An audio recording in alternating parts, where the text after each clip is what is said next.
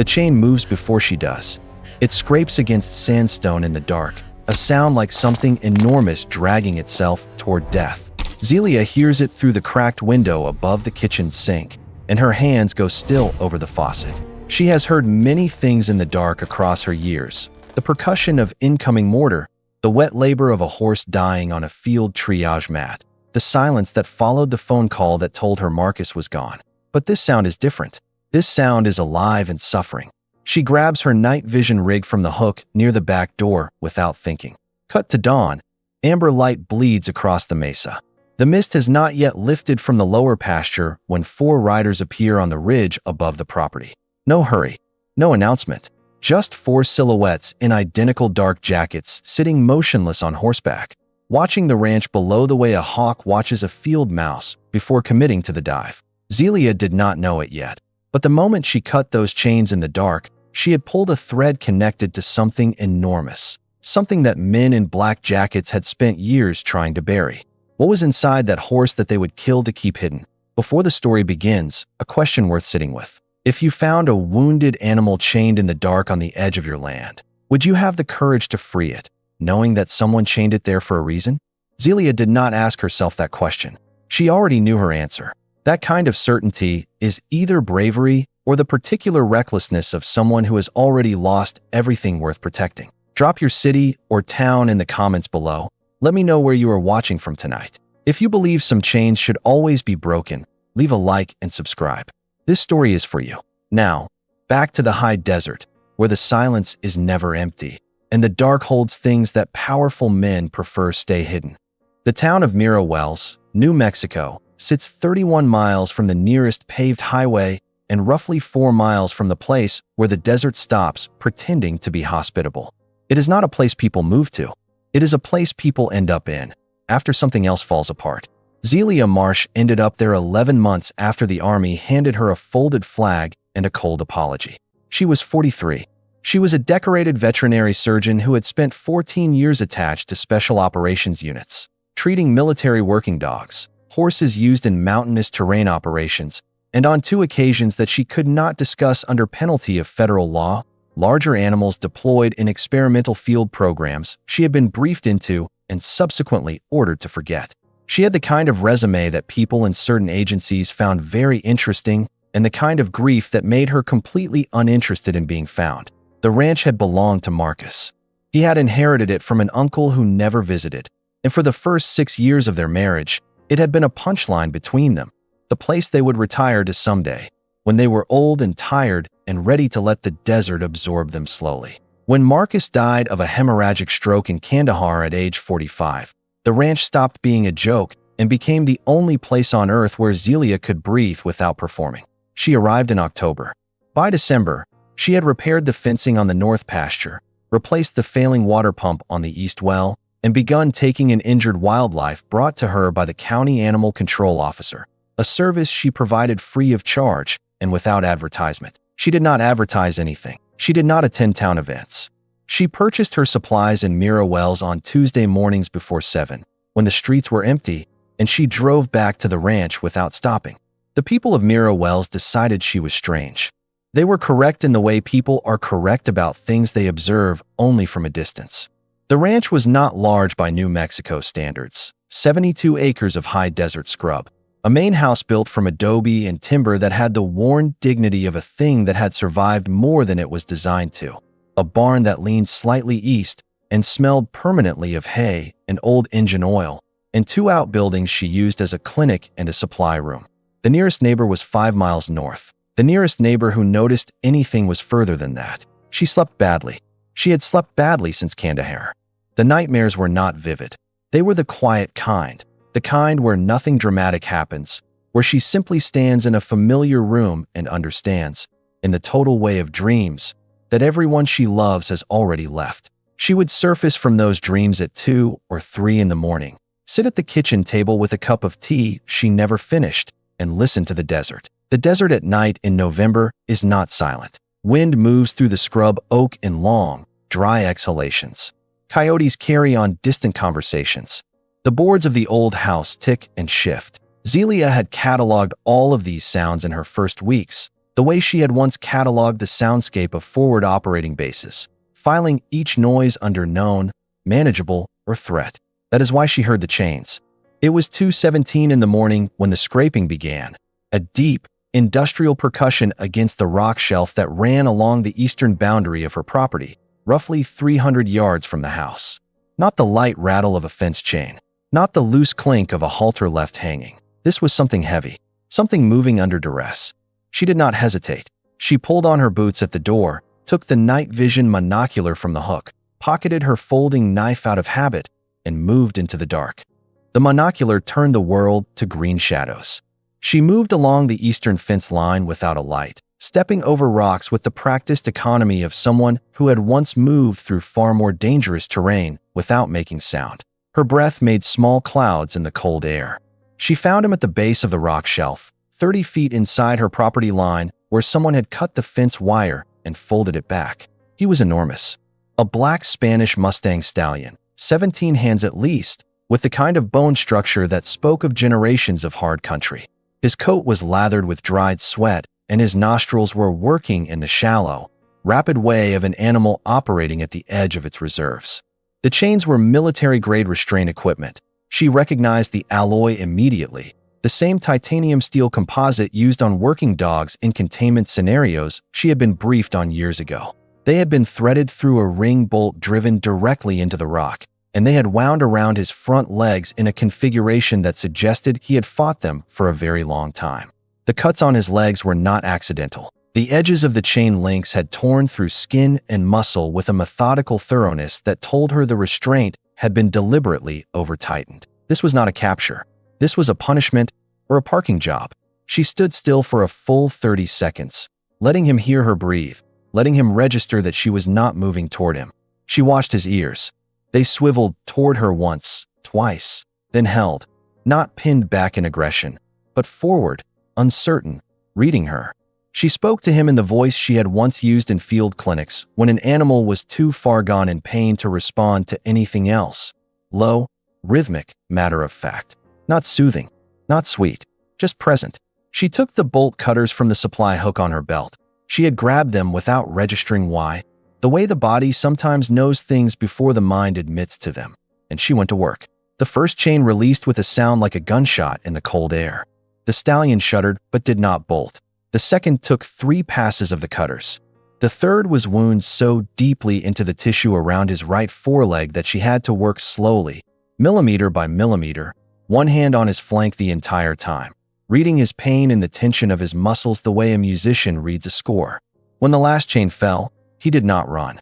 He stood and trembled, head low, and Zelia ran her hands along each leg with clinical focus, assessing the damage. Deep lacerations. Significant swelling. No fractures she could feel. She looped her jacket around his neck, not to restrain him, but to give him something warm and human-scented to orient to, and she walked him slowly toward the barn. He followed. She did not sleep that night. She spent the remaining hours before dawn cleaning and packing his wounds, setting for fluids, running a preliminary exam with the portable ultrasound she kept for exactly the kind of emergency that she had told herself would never happen again. She named him Midnight. It felt like the only honest name. She did not yet know what she had brought into her barn, but by the time the first gray light touched the eastern mesa, her riders were already moving. The sun came up the way it always did over the Chihuahuan desert, without ceremony, a slow burn that turned the scrub from gray to copper before anything else happened. Zelia had her back to the eastern window when the light changed. She was bent over Midnight's right foreleg, applying a final wrap of medical gauze, and she noticed the light shift on the barn wall without looking up. She had been awake for 26 hours. She felt it in the specific way she had learned to feel exhaustion in the field, not as heaviness, but as a kind of hyperclarity, a sharpness behind the eyes that mistook itself for alertness and was actually the last useful thing before a hard crash. She knew the window she had left before she would need to sleep, and she calculated it the way she calculated supply margins, carefully. Midnight was calmer. Not calm. A horse that has been chained by strangers to a rock in the dark does not achieve calm in 6 hours, but the violence of his earlier trembling had settled into something more like watchfulness. He tracked her movements without anxiety. When she rose to retrieve fresh gauze from the cabinet, He turned his head to follow her and waited without fidgeting. She noticed this without commenting on it, the way she had learned not to comment on things that didn't fit the expected pattern until she had enough data to understand them. She had just secured the last wrap when she heard the horses. Not the sound of her own horses in the far paddock. She had two mares, elderly and unflappable, who greeted every morning with the same equine indifference. This was different, for distinct sets of hoofbeats on the packed dirt road that curved up from the highway to the ranch gate, moving at a controlled pace. Deliberate, coordinated. She went to the barn door and looked out. They were already inside the gate. For riders. For horses. All dark, well-conditioned animals that moved with the particular smoothness of horses that are worked regularly and fed well. The riders wore matching dark jackets with no visible insignia, tactical trousers tucked into riding boots, and they carried themselves with the upright posture of people who had received formal instruction in bearing. Not ranch hands, not federal park rangers. The kind of posture you learned at Quantico or Fort Bragg or somewhere like that, if you paid attention. The lead rider stopped 20 yards from the barn door.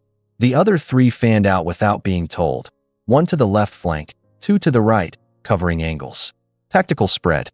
She clocked it and felt her pulse do a single sharp tick upward before she brought it back down. The lead rider removed his sunglasses. He was in his early 50s, lean in the way of someone who maintains fitness as a professional obligation rather than a personal one. A jaw that looked like it had been drawn by someone who did not believe in softness.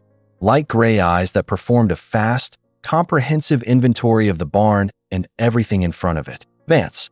That was the name he gave her. Just the one name. He told her they were with a federal wildlife management division she had never heard of, a branch name that sounded plausible the way a very good forgery looks real, right up until you know what to look for. He used the correct vocabulary: infectious vector control, unauthorized fauna displacement, Class 3 quarantine protocol. He spoke with the smoothness of someone who had delivered this script before, who was not particularly concerned about whether she believed it, only whether she would comply. A dangerous black stallion, he said, carrying a suspected hemorrhagic pathogen, escaped 2 nights ago from a wildlife research facility in the San Andres Mountains. They were tracking it by microchip signal, and the trail had brought them to the edge of her property. He asked to inspect her barn. Zelia leaned against the door frame and looked at him the way she had once looked at field commanders who expected her compliance and had not earned it. The rifles were wrong. She had clocked them in the first 10 seconds. Not tranquilizer equipment. The barrel profiles on the weapons secured to 2 of the riders were suppressed assault configurations. She recognized the suppressor threads and the stock geometry. You did not bring that kind of hardware to sedate a sick horse. You brought it to ensure there were no witnesses to whatever came next. She told him she had not seen any horse. She told him she had been in the house all night. She told him if he wanted to come onto her property for an official search, he could come back with the paperwork from a federal judge, and she would have her attorney on the phone when he did. The silence that followed lasted approximately 4 seconds. Long enough for her to understand that he was recalibrating. Vance put his sunglasses back on. He smiled, and it was the smile of a man who had decided that this particular obstacle was temporary. He said he was sorry to have bothered her. He told her that if she saw anything unusual, any large dark horse in the surrounding area, she should contact the number on the card he placed on the fence post. For her safety. He let that phrase sit for a moment. For your safety. Then he wheeled his horse and rode back toward the gate at the same controlled pace, and his 3 men fell in behind him without a word. She watched them until they disappeared around the bend where the road dipped below the mesquite line. She stood absolutely still for another 60 seconds after they were out of sight, checking angles and sight lines out of a habit she had never managed to unlearn. Then she went back into the barn and stood with her hand on Midnight's neck and thought very carefully about what she had just seen. The chip. She had noticed it last night during the exam. A small subcutaneous ridge just behind the left shoulder, slightly different in profile from a standard livestock RFID. She had left it alone, filed it under investigate later. Later had just moved up considerably. She had 48 hours. Maybe less. If Vance was the kind of man she thought he was, and he already was. She picked up her phone and looked at the signal. 3 bars. For now. She pulled up the number for the county sheriff's office, thought about it for 3 seconds, and called Rigby instead. Midnight stood with his weight shifted to his uninjured legs and watched her with eyes that had too much intelligence in them for an animal that had never been handled. Zelia had worked with military working animals long enough to know the difference between a smart animal and a trained animal, and to understand that the categories were not the same. Horses learned patterns. They read pressure, release, rhythm. But what Midnight was doing as she began the secondary examination was not pattern recognition. It was active participation. When she needed him to move his weight, he shifted before she applied pressure. When she reached for his left foreleg, he lifted it. She had not asked him to do either of those things. She worked methodically, cleaning the dried blood from the areas where the chains had cut deepest, shaving the hair around each wound site with the small electric trimmer she kept in the veterinary cabinet. The wounds were serious, but survivable. The deeper lacerations on the right foreleg would scar, but with proper care, he would carry no permanent lameness. She had seen worse. She was working on the underside of his neck, cleaning a friction burn where the chain had looped when the trimmer caught something. She stopped. Under the crest of the mane, almost entirely hidden by the thick black hair, there was a pattern she had missed in the dark examination. She moved the mane aside and looked. A tattoo, not ink, laser etched into the skin with a precision that no livestock operation possessed. A series of alphanumeric coordinates in 2 rows. 11 characters. The format was not GPS standard. She photographed it with her phone before she did anything else. Then she went to the shoulder and probed the subcutaneous ridge she had noted the night before. The chip was not the livestock-grade RFID used by the USDA to track commercial horses. It was titanium-cased and larger, roughly the size of a small USB drive, with a profile that reminded her of the next-generation biometric units she had seen in classified briefings during her last year with special operations. The kind that didn't just store ID data, the kind that stored other things. She stood very still, her hand resting on Midnight's neck. Midnight turned his head and looked at her directly with one dark eye. She raised her right hand, palm out, fingers spread, a tactical halt signal she had not used consciously in 11 months. Midnight stopped moving and held himself utterly still. She dropped her hand. He relaxed. She raised 2 fingers. His ears lifted. She pointed to the floor 2 feet in front of him. He stepped forward and placed both front hooves on the spot she indicated. Her mouth had gone dry. The commands were from a specific program. She knew because she had written part of the behavioral protocol herself 6 years ago as a consulting veterinarian for a classified project run out of a facility in southern New Mexico. She had never been cleared to visit directly. She had contributed the equine component of the behavioral conditioning curriculum, worked with the project's animal trainers for 8 weeks over a 2-year period, and then been informed the program had been discontinued. She had believed it. She had wanted to believe it. The project was called Iron Gate. Its stated purpose was the development of equine agents for high-value intelligence delivery, animals that could carry encrypted data across terrain inaccessible to drones or ground vehicles, trained to respond to handler commands, but also to operate on conditioned behavioral protocols in the absence of a handler. Horses that could function, in a limited sense, as autonomous couriers. She had been told it was discontinued in 2019 because of ethical concerns and cost projections. She looked at the chip in Midnight's shoulder and understood that she had been lied to. The coordinates on his neck. She pulled up the satellite map on her phone and entered them. The location resolved to a point in the San Andres Mountains, 41 miles northeast of her ranch. It sat inside the boundary of a parcel she had seen before, on a county property listing she had looked at idly during a drive past the mountains the previous spring. The parcel was listed as belonging to a private agricultural holding company. She knew how that worked. She had signed enough non-disclosure agreements in her life to know exactly how that worked. The chip needed to be read. She did not have the equipment to read a classified-grade chip on her ranch, but she knew someone who might have access to people who did. Midnight nudged her shoulder with his nose. Not aggressive, not restless. A check-in. The same gesture she had seen trained dogs make toward handlers when they completed a task behavior and were awaiting the next one. She pressed her palm flat against his jaw for a moment. What had those men done to you, she thought? And what are you carrying that they want back so badly? The answer to the second question had just become considerably more interesting. She left the barn and went back to the house to call Rigby. Sheriff Dale Rigby had known the Marsh family since before Zelia was born. He had served 2 tours in Vietnam, come home with a limp he never talked about and a deliberateness in his movements that people around Mira Wells mistook for age, and spent the 40 years since building the kind of credibility that exists only in places small enough to remember what a man actually does when things get hard. He was 68 years old. He had been re-elected 6 consecutive times without opposition. He arrived at the ranch in his personal truck, not the cruiser, 40 minutes after Zelia called. She had not explained anything on the phone. She had said only, "I need you to see something." He had heard something in her voice that made him drive the speed limit instead of slower. She met him at the barn door and showed him everything without preamble. The wounds, the chains she had stacked against the wall, the chip location on Midnight's shoulder, the photograph of the laser tattoo, and the coordinate data on her phone. She told him about Vance and his 3 men. She described the weapons. Rigby listened without interrupting. He walked a slow circle around Midnight, who tracked him with calm attention, and he bent close to examine the tattoo without touching it. He had a pair of reading glasses he put on for that, and he looked like a man who was trying to solve a math problem he had not been told was a math problem. When she was done, he straightened up and took his glasses off and cleaned them on his shirt front. He asked her if she had a copy of the data from the chip. She told him she could not read the chip with her equipment, that she had the tattoo coordinates and the physical description of the casing, but nothing more.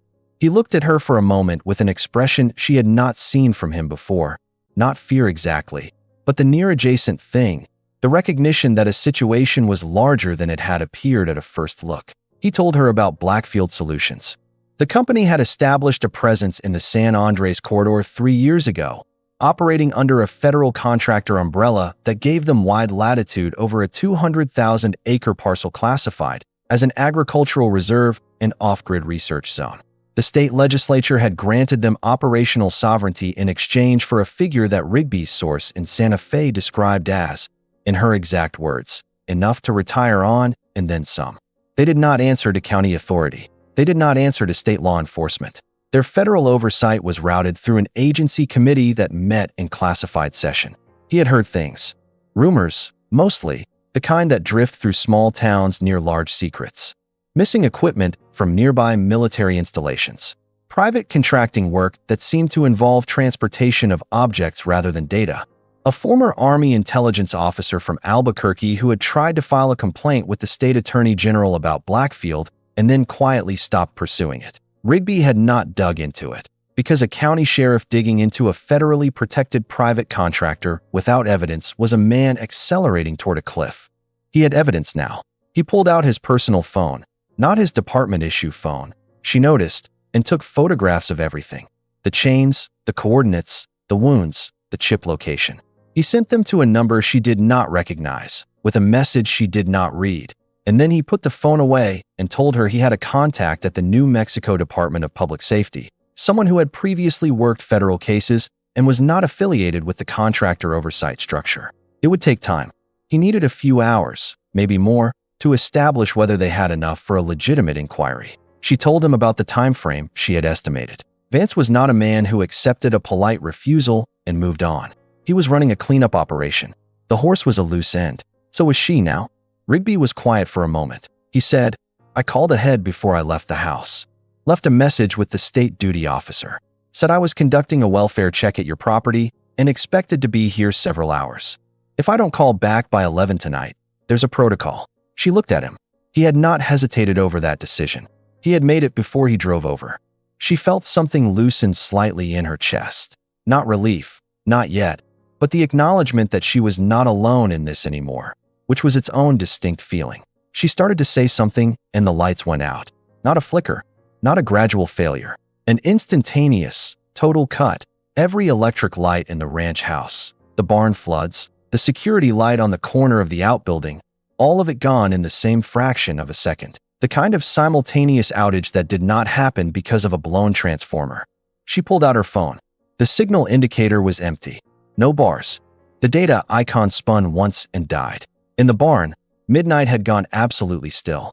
Rigby said, very quietly, they jammed the cell. She was already moving toward the tack room, where she kept the equipment she had never been able to bring herself to get rid of. They had, she estimated, about 90 seconds before the perimeter breached. The tack room held things she had told herself were there for emergencies that would never happen. She had brought them from the last posting. A military-grade thermal scope, a a set of earpieces, and a short-range encrypted radio set to a channel she still remembered by muscle memory, a signal mirror, and a box of emergency flares. She had added them to the shelf above the saddle racks without ceremony, told herself she was being paranoid, and left them there for 11 months without touching them. She touched them now. She pressed the radio into Rigby's hand and spoke low and fast. Channel 7.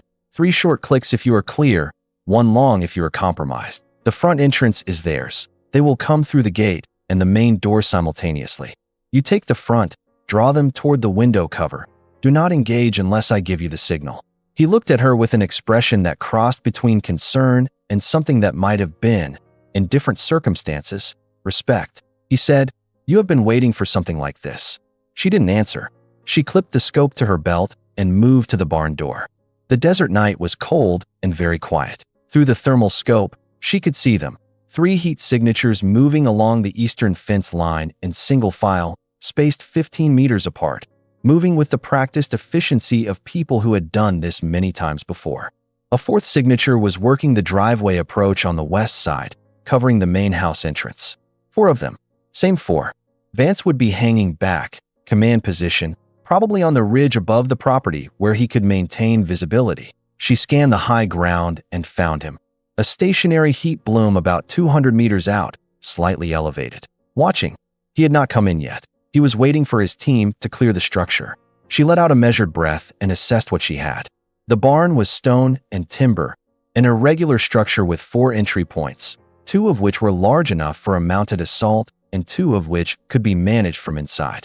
The outbuildings gave cover to the east approach, but not the north. The house itself was a liability at this point. Too many windows, no clean lines of sight from inside. She needed to funnel them. She needed midnight. She went to the stallion and crouched in front of him, her hands on his face, and spoke to him in the specific cadence of the Iron Gate command protocol, the rhythm and patterning she had designed herself. Low, deliberate, evenly spaced. She was not certain he would respond. She had not worked with a project animal in years, and she had never worked with this one specifically, did not know how deeply his conditioning ran or how his behavior would modulate under stress. He pressed his nose against her forehead. She held still. Then she gave him the command. It was not a word. It was a pattern, 3 syllables, a pause, 1 syllable, that she had derived from behavioral work with horses in prey animal defensive posture studies. It meant, in the language that had been built into him, wait, watch, protect this space. He lifted his head, his ears oriented toward the east door. She moved to the west side of the barn, positioned behind the main interior post, and waited. The eastern door opened slowly, someone pushing it from outside with the careful pressure of a person expecting a tripwire. One of Vance's men came through in a low crouch, suppressed rifle raised, thermal optics on his helmet. He swept the barn in a tight pattern, cleared the near section, moved toward the stalls. He did not see Midnight until Midnight moved. The stallion had been standing in the deep shadow behind the large hay storage partition, motionless as only a trained animal can be motionless, not braced for explosion, but folded into stillness the way water holds before it falls. He stepped out of the shadow without sound, and the man had approximately 2 seconds to register the 17-hand black horse standing directly in his path before Midnight's shoulder connected with him and drove him sideways into the post. The rifle skittered across the floor. The man went down hard and did not get up quickly. The second man came through the south door 6 seconds later, attracted by the sound. Zelia came off the post and hit him at the knee with the full force of her body weight, landing the angle she had been taught in Kabul and refined in 3 subsequent postings.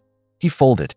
She stripped the weapon from his hands and zip-tied his wrists to the stall ring before he had fully processed what had happened.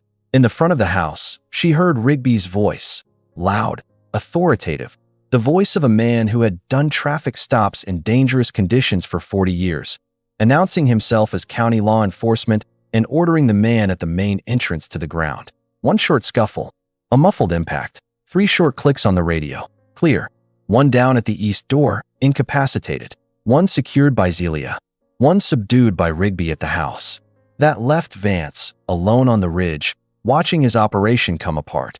In the distance, very far away, barely audible through the silence of the desert, she heard the faint pulse of police light bars. Not close, but moving. She pressed the radio twice. A pause. Pressed it once more. Then she went to the center of the barn and stood in the open, because she knew that Vance had seen everything through his scope, and she knew that a man like Vance would come down himself rather than retreat. Not out of bravery. Out of the specific compulsion of a man who believed that one more decision, executed correctly, could still salvage a collapsing operation. She waited for him in the dark. He came on foot. She heard the controlled crunch of boots on dry ground through the open barn doors. Not the tactical silence of his earlier team, but a deliberate, purposeful stride that made no effort at concealment. The stride of a man who wanted her to know he was coming, who wanted that final walk to carry weight. Vance stepped through the main barn doors with his rifle raised and the quiet certainty of someone who had operated in these situations enough times that they had ceased to feel like emergencies. He had the body language of administration, the crisp, removed manner of a man doing paperwork that happened to be pointed at another human being. He saw her standing in the center of the barn, hands visible, the two down members of his team at the periphery. He saw the secured man near the stall. He did a fast, comprehensive count. Then he stepped to his left to place the heavy barn post between himself and the south door, eliminating Rigby's angle if the sheriff tried to enter from outside. He was good. She acknowledged that without admiration. He told her to sit down on the floor with her hands behind her head. She did not move. He said, "I have no specific interest in hurting you. This has been a management problem, and management problems get managed. Sit down." She said, "What is in the chip?" He studied her for a moment. She watched him make the calculation.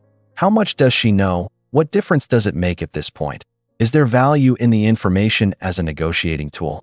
He said, "The chip contains the primary encryption key for a KH-class satellite redirected from its operational orbit 18 months ago. The satellite was being repurposed for a private signals intelligence collection network. Very large clients. Very significant financial considerations." She did not blink. He continued, "The horse was the courier. Original plan called for the chip to be retrieved at a designated handoff point in the Jornada del Muerto Basin.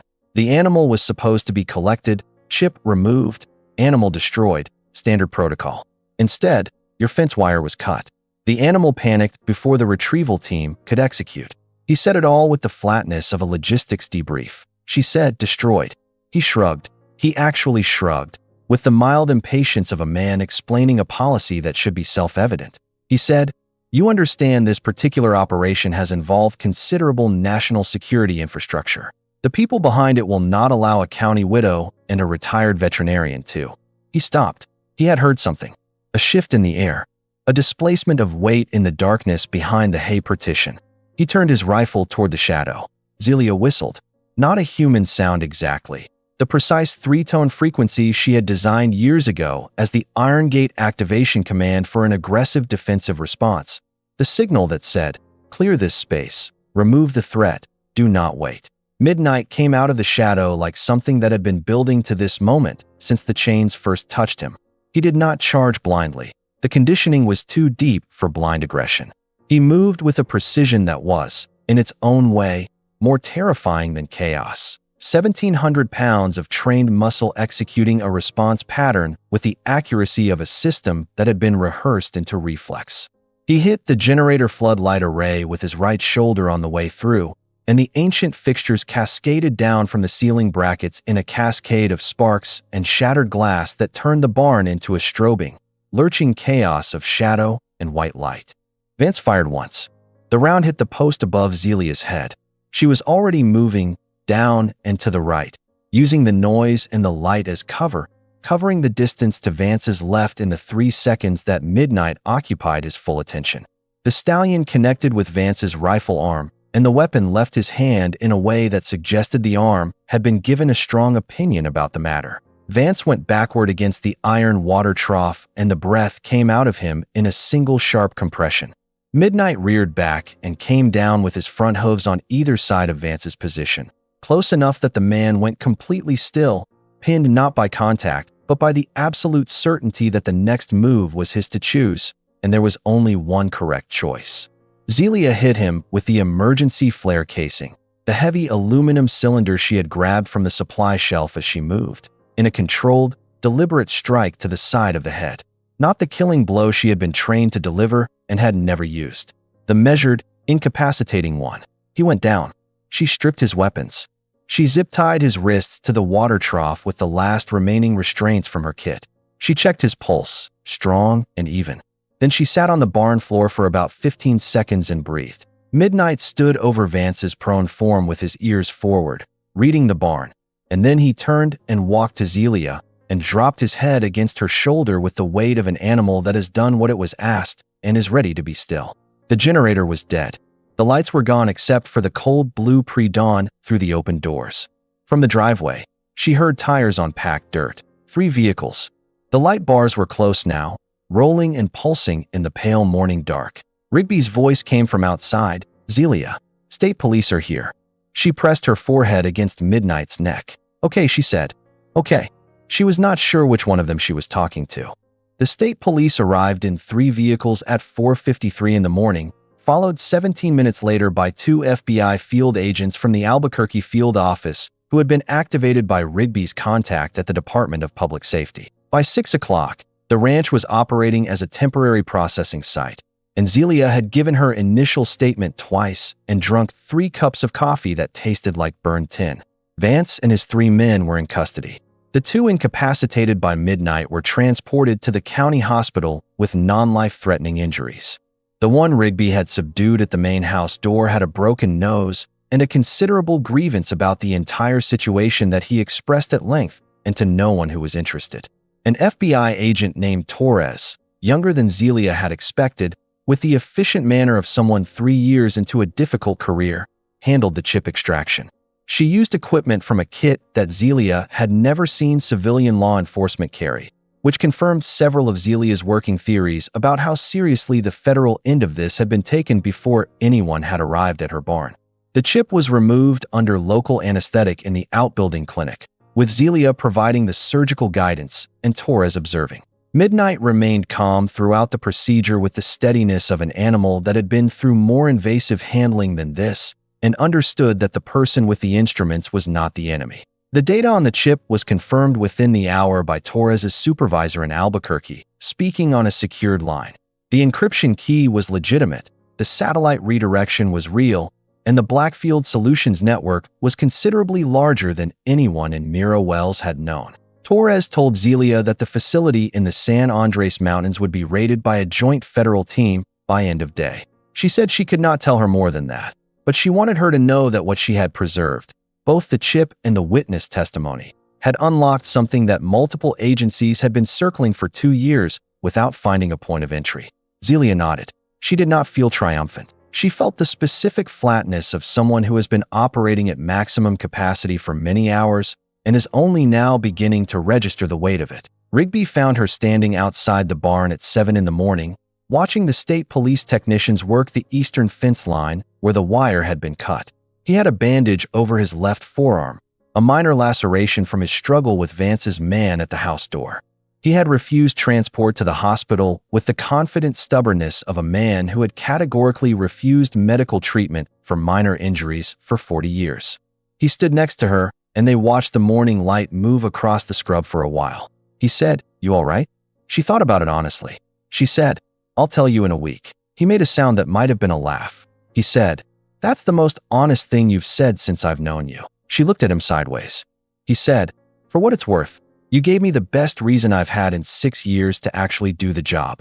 She looked back at the fence line. The sun was fully up now. The desert had the open, clean quality it only had in the early morning, before the heat pressed everything flat. Rigby told her that he had spoken to the county commissioner before driving over.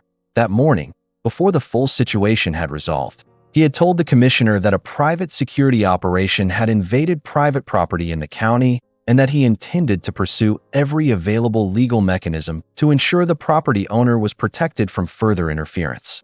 The commissioner had agreed. The ranch was designated a protected witness site under state law for the duration of the federal investigation.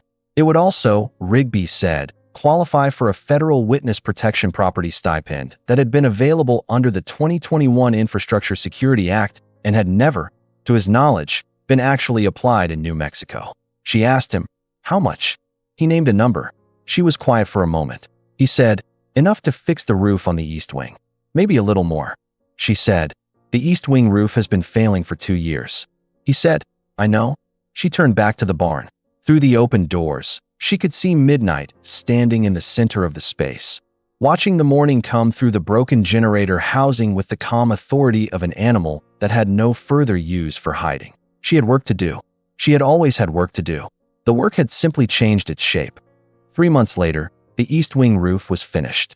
The contractor Zelia hired was a man named Benny who had grown up in Mira Wells and left for 20 years and come back when the thing he left to find turned out to be available closer to home.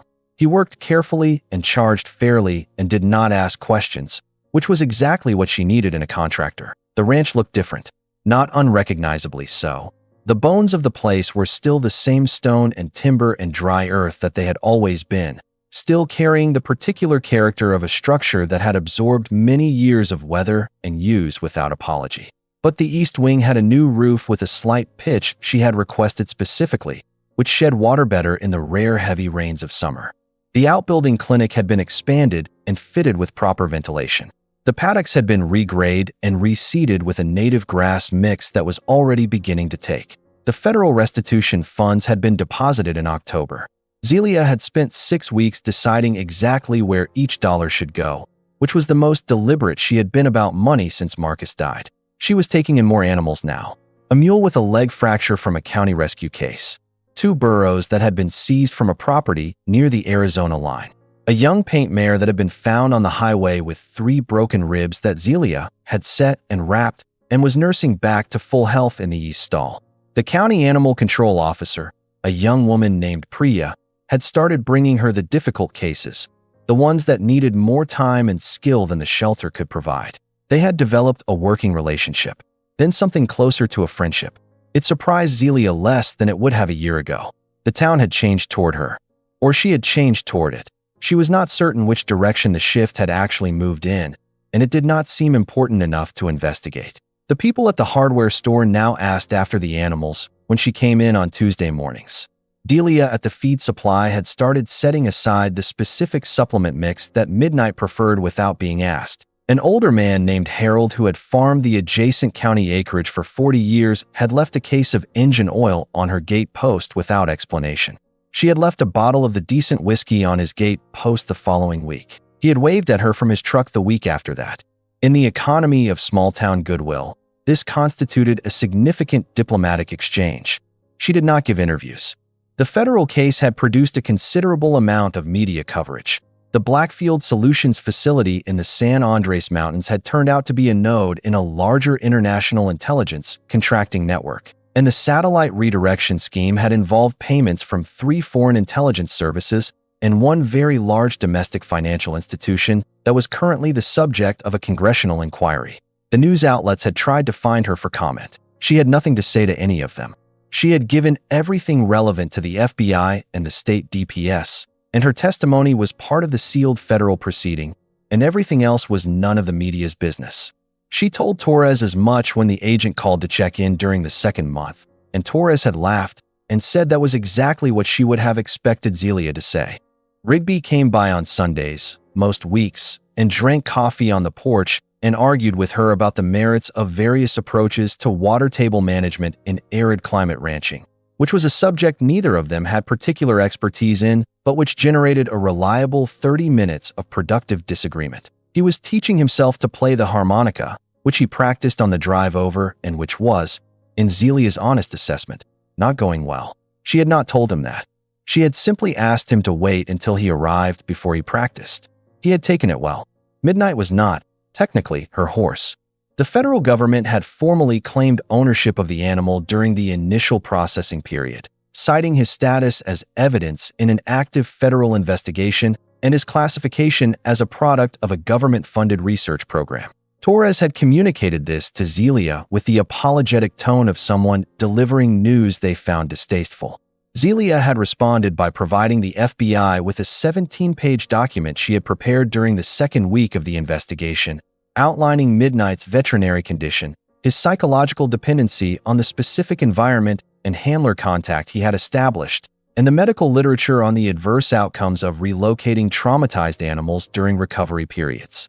She had also noted, in a postscript she had written calmly and deleted twice before leaving in, that she had originally designed the behavioral conditioning protocols the horse had been trained on, and that as the originating trainer of record, she had certain professional and legal standing to advise on his care environment. The government had, after an 8-week review period, transferred Midnight's custody to Zelia under a permanent caretaker arrangement.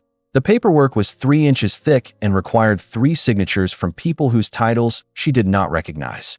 She had signed all of it without reading the boilerplate and filed it in the drawer under the kitchen counter where she kept important documents she never needed to refer to again. He was her horse. The paperwork agreed. The evenings had gotten longer as November turned. Zelia sat on the porch in the cedar chair that had been Marcus's, the one she had never moved from its spot near the railing because moving it had always seemed like a decision rather than a fact. She had her coffee. The light was doing what it did at this hour, pulling the color from the scrub and replacing it with something warmer and less definite. The way the desert in the evenings stopped being a landscape and became a feeling. The ridge where Vance and his men had waited was just another ridge now. Sandstone and creosote and a hawk that had started using the highest outcrop as a hunting perch in the past few weeks. She had watched it work the thermals yesterday morning for 40 minutes. It was very good at its job. Midnight was in the south paddock. She could see him from the porch, a dark shape moving through the amber light with the unhurried authority of an animal that has finally stopped anticipating the next constraint. He ran the fence line sometimes. In the evenings, with a velocity and intention that was not escape, but something more like memory being burned away. She watched him do it, and felt something she did not have an exact word for. Something adjacent to gratitude. He saw her raise her hand from the porch railing. It was not a dramatic gesture, just a lift of the palm. The same signal she had given him in the barn on the first night. The same pattern he had recognized in the dark when everything was chaos. He turned from the fence line and galloped toward the porch, covering the distance in the floating, ground-eating stride of an animal built for open country. And he pulled up short at the porch rail and dropped his head and pressed it against her chest. And she put her hand on his jaw and held it there while the evening moved around them. There were no chains anywhere on this property. There had not been for 3 months, and there would not be again. Some chains are placed to hold truth in place, to contain what powerful people cannot afford to have known, to keep a thing from moving toward the light. But the moment the right hands reach for the bolt cutters, the hands of someone who has already lost too much to be afraid of losing more, no mechanism designed by men can hold. Zelia looked out at the ridge where the hawk was still working the last light, and she thought about nothing in particular, which was not something she had been able to do for a very long time. Midnight breathed against her shoulder, warm and heavy and present. The desert settled into its evening quiet. If Zelia and Midnight's story moved something in you tonight, if you felt the weight of those chains and the weight of what it means to cut them,